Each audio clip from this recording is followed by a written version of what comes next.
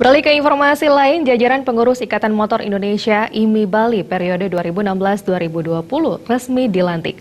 Pengurus baru tidak sekedar menyiapkan program kerja 4 tahun ke depan, namun juga menjaring atlet berkualitas. Pengurus baru juga diharapkan menggelar ajang otomotif yang lebih berkualitas di tingkat daerah hingga internasional.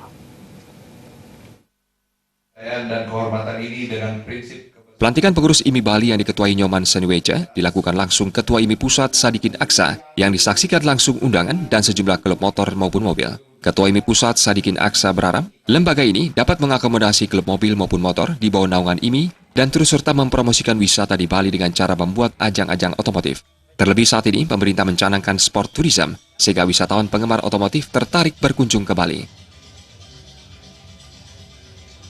Ketua IMI Bali Nyoman Seniweja mengatakan, mewujudkan hal tersebut, IMI Bali akan memenuhi dan melaksanakan keinginan penghobi dengan menjadikan Pengprov sebagai regulator dan memberi rekomendasi baik menyangkut tempat ataupun pelaksanaannya.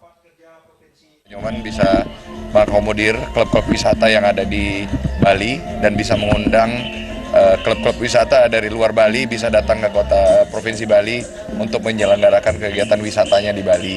Gitu. Dan kami harapkan ini bisa membuat pemerintah Bali itu bisa mendatangkan wisatawan karena sports tourism ini sekarang lagi digalakkan oleh pemerintah.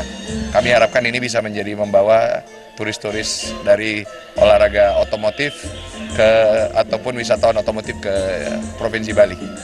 Target kita adalah melaksanakan semua yang menjadi kebutuhan daripada penghobi itu.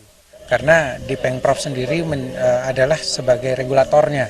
Regulator yang sudah barang tentu nantinya memberikan bimbingan secara teknis, kemudian memberikan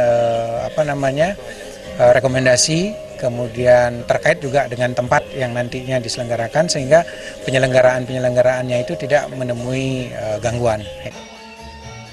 Sementara Ketua Panitia Kegiatan Made Arka mengatakan, Rakerprov ini membahas penyusunan program kerja agar kedepannya batas waktu atau deadline ditentukan dalam melaksanakan kegiatan. Demi mewujudkan hal tersebut, Korwil mengaktifkan masing-masing kabit seperti kabit roda 2 dan roda 4, serta kabit touring dan wisata.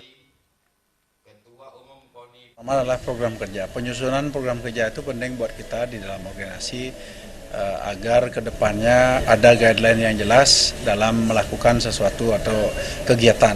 Jadi jangan sampai kita melakukan kegiatan itu mendadak-mendadak. Nah ini tujuannya kita membuat raker itu supaya ada perencanaan yang matang. Sehingga dalam setahun kepengurusan yang baru itu kita bisa sudah merencanakan kegiatan-kegiatan yang akan kita lakukan per minggu, per bulan, per tahun. Nah tentunya yang pertama seperti tadi kita harus membentuk Korwil dulu. Karena ini dikaitkan dengan kegiatan-kegiatan yang akan dilombakan. Sehingga setiap kabupaten kota itu kita bentuk Korwil. Menyikapi kendala infrastruktur dalam pelaksanaan ajang otomotif di Bali dan kesulitan dalam mencari lahan untuk lokasi kegiatan, pemerintah diharapkan ikut menjembatani sehingga para atlet motor memiliki ajang untuk menguji kemampuannya. Terima Bali TV.